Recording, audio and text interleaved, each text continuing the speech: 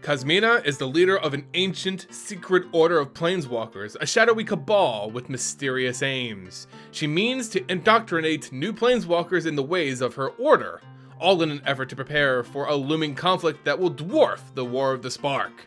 Has Liliana Vess been indoctrinated on Strixhaven, or is the necromancer herself this looming conflict?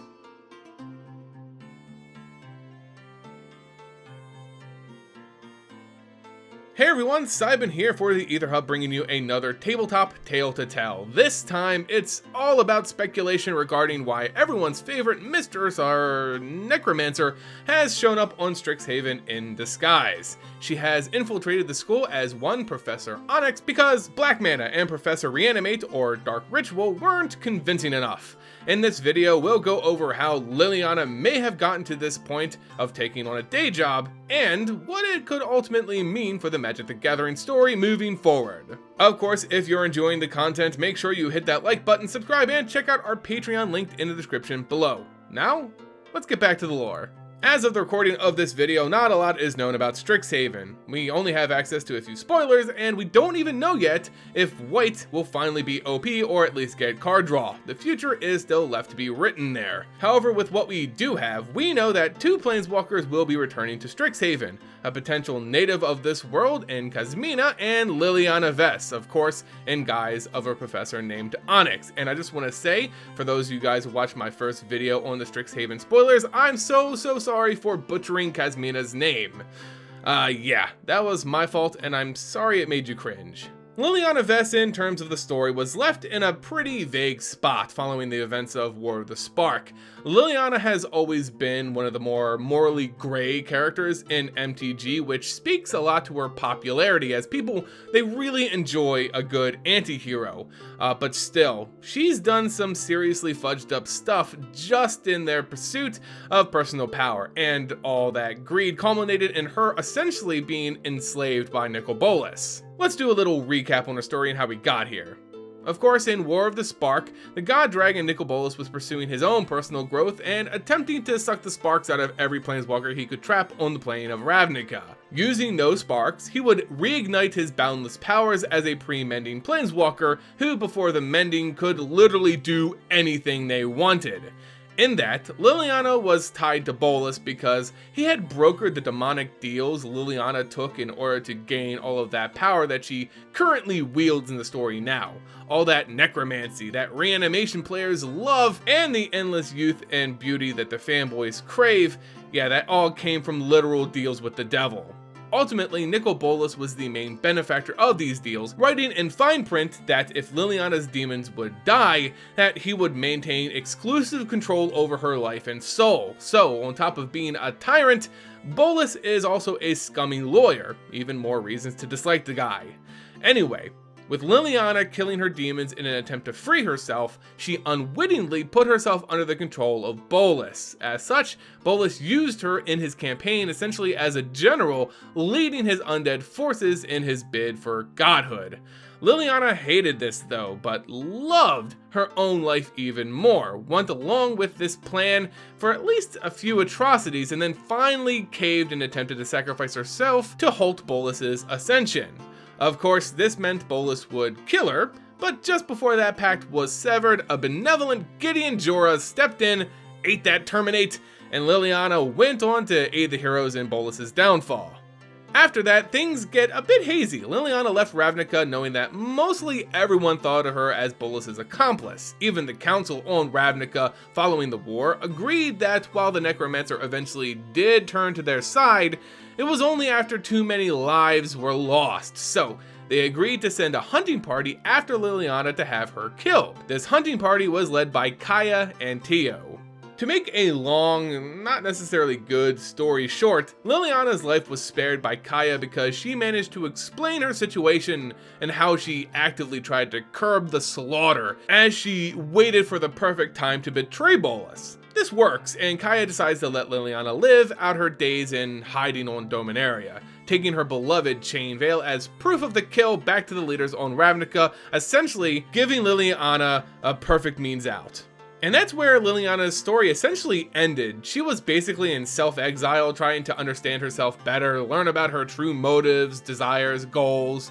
With ultimate power came so much pain and suffering, she was left to stew in the fact that she just wasn't a very nice person. Now she makes her first reappearance as Professor Onyx. How could she possibly go from outcast accessory to genocide to professor at Strixhaven? And why would she do it? The connecting point between War of the Spark and Strixhaven for Liliana is her encounter with Kaia. Of course, Kaia was meant to kill Liliana, but they ended up leaving on decent terms. We then pivot immediately to Kaia and her adventure on Kaldheim, all of which was triggered by a mysterious client who hired Kaia to kill the Phyrexian Vorinclex who was plotting on Kaldheim. We don't know a lot about this mysterious person, but what we do know is that they paid in currency from multiple planes, meaning they're likely a Planeswalker, and they're aware of the expanding Phyrexian threat as they look to stop it. I believe just as the Phyrexians are building up as a threat in the background of some of these sets, this mysterious client too is showing more and more influence in the story, and that leads me to believe that they're involved with Liliana's appearance in Strixhaven. It's speculated that the Phyrexians, who are out across the multiverse gathering means to increase their power, could make an appearance here in Strixhaven. Much like Vorinclex was an obstacle, but not the main threat, we can expect a subtle Phyrexian touch to the next few sets as we gather information about their ultimate plot.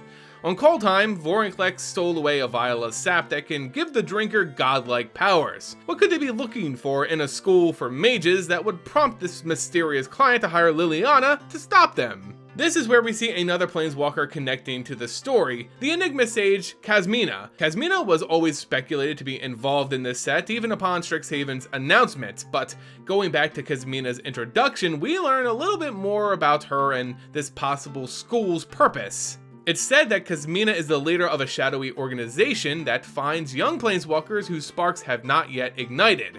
She mentors these youngsters and even ignites their sparks for them, sometimes resorting to trauma in order to do it. Afterwards, Kasmina indoctrinates them in her order's ways, all to prepare for a coming conflict that's apparently bigger than the War of the Spark was. Kasmina is tied to Strixhaven, so we can guess that this is the place that she could operate her shadowy organization from. And maybe those young Planeswalkers she indoctrinates are brought to this school to not only learn, but to prepare for the coming conflict. The school could act as the perfect front for the training of an army. Army for what? We don't really know yet. Maybe she and her order know of some unseen threat, or perhaps they're more aware of the Phyrexians than a lot of the multiverse is. Either way, Kasmina is the head of this organization, and these young Planeswalkers are at the epicenter of magic and warfare. As such, Strixhaven is a place that holds many powerful secrets. Because of its very nature, it stores extremely powerful artifacts and spells, relics that beings like the Phyrexians would surely covet. Perhaps this mysterious client standing against the Phyrexians from the shadows has hired on Liliana Vess much like they did Kaia, because they know the Phyrexians are going to make their next move and attack and steal powerful spells from the Heart of Magic, this school at Strixhaven. We know that Liliana, now going by Professor Onyx, is spending time in Strixhaven's Biblioplex, the massive library of the school that contains privileged information and advanced magic. She's here most of her time looking, sifting through endless tomes, searching for something. Perhaps the whereabouts of the item that the Phyrexians look to steal. So my running theory is that as the Phyrexians are sort of in the backgrounds gathering strength for a huge campaign, this mysterious client is also working from the shadows in order to combat the threat by stopping them at key junctures. They tried to stop Vorinclex from obtaining the Cosmos Elixir on Kaldheim. Now with a possible attack on Strixhaven, the mysterious client has Liliana in place to thwart their efforts. But why would Liliana even take on this role in the first place? The mysterious client, who may already have knowledge of the various Planeswalkers involved in the War of the Spark, probably came to learn about Liliana via her interactions with Kaia, maybe witnessing the necromancer's true intentions and genuine effort to change her dark ways, inspired them to offer Liliana a deal, a chance to show redemption. Of course, coin doesn't hurt either. And of course, Liliana is already used to assuming new identities. After she was spared by Kaia, she made her way to Fiora, the plane where the conspiracy sets take place. There she went by a new name, Laura, but we don't learn much more after that. So perhaps this mysterious client knew of Liliana's troubled past and used it to their advantage. So completing this mission, she couldn't be as obvious as she typically is, again changing her name and her appearance slightly in order to not raise the suspicion of foreign forces, agents, Phyrexians, or Planeswalkers. Because remember, she is still on the run from people who really want her dead. So in order for Liliana to complete this mission and get some kind of, redemption, she couldn't be as obvious as she typically is. She can't just go into Strixhaven and say, hey, I'm Liliana Vess. I'm going to raise a bunch of dead and I'm going to stop the Phyrexians. Shush, shush. No, she still has a lot of enemies out there. The Phyrexians are probably looking for anyone that's going to stop them. And not to mention, she's still a wanted person. Just because Kaia was able to deliver the chain veil to the people of Ravnica to say that she's dead doesn't mean she's off for good. If anyone spots her, any other Planeswalkers, well, she's in hot water.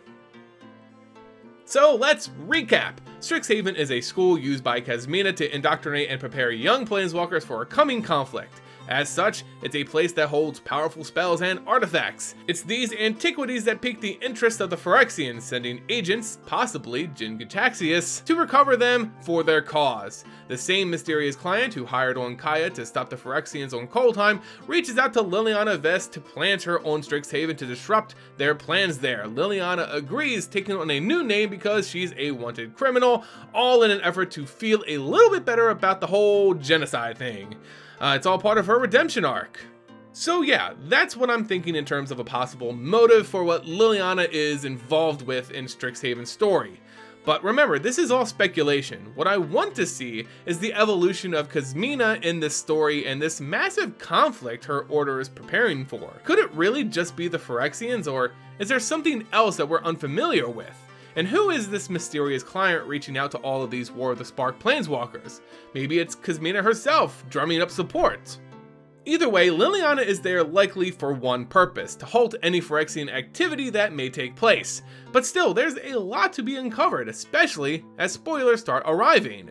Anyway guys, let me know your own thoughts and theories in the comment section below. If you liked the video, make sure you leave it a like, subscribe, and check out our Patreon page linked in the description below. As always, thank you all so much for watching, and until next time, see ya!